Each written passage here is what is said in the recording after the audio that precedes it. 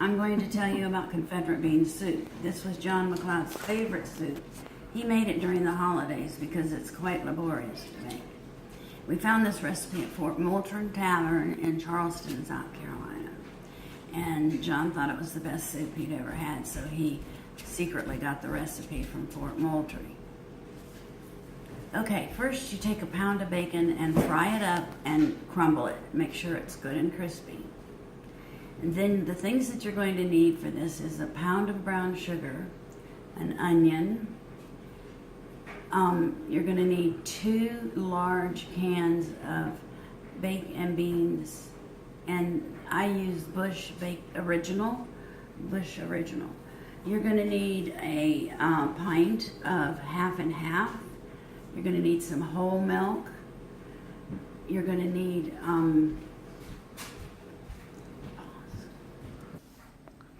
you take an onion and cut it up very fine. I use Vidalia or a sweet onion, and I brown that in probably a whole stick of butter.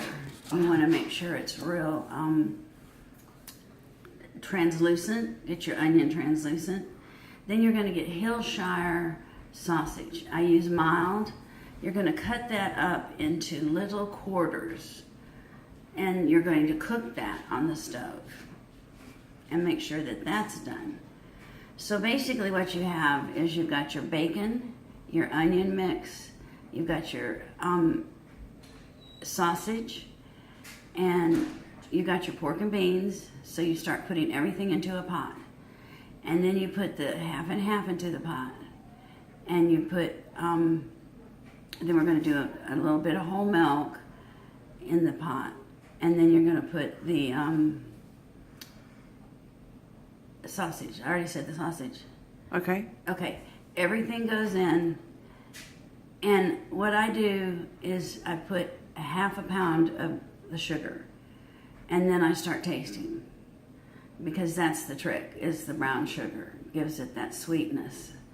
I, most of the time, use a whole pound of brown sugar. You know, one of those bags. I get the bag. Because most people seem to like it pretty sweet. But I start tasting after a half a pound. And I also do the same with the milk because I wanted a creamy color. So you may have to add a little more milk. Now the half and half container is only this big, not the big half and half. I'm sorry, it's not half and half, it's heavy whipping cream. Okay. Heavy whipping cream. Okay. And then it should be done. Okay, wait, what about the ham bone? Okay, even before you do the bacon, I'll pause it. you take a ham bone. Usually I use one from the holidays that has some ham on it. And you cook that for about 4 hours in a big pot. And you're going to use the ham stock. You're going to use 2 cups of ham stock in the soup itself. And you're going to take the ham off of the ham bone. So I let it cool, cut the ham. And that is added to, you start with your 2 cups of stock, and then you put in your pork and beans, then you put in your onion, and then you put in your Wilshire sausage, and I believe that you cut up a small amount of celery to give it that green. But if you dice that celery really small and cook it with the onion until it's translucent, you're not going to really taste it. Okay. But I know there's a little bit of green in there. So one time try celery, one time try green peppers. But I think celery's better. Okay. All right? That's it? That's okay. it. And do you know anything about the history of the recipe? It was made for the troops that came through Charleston. And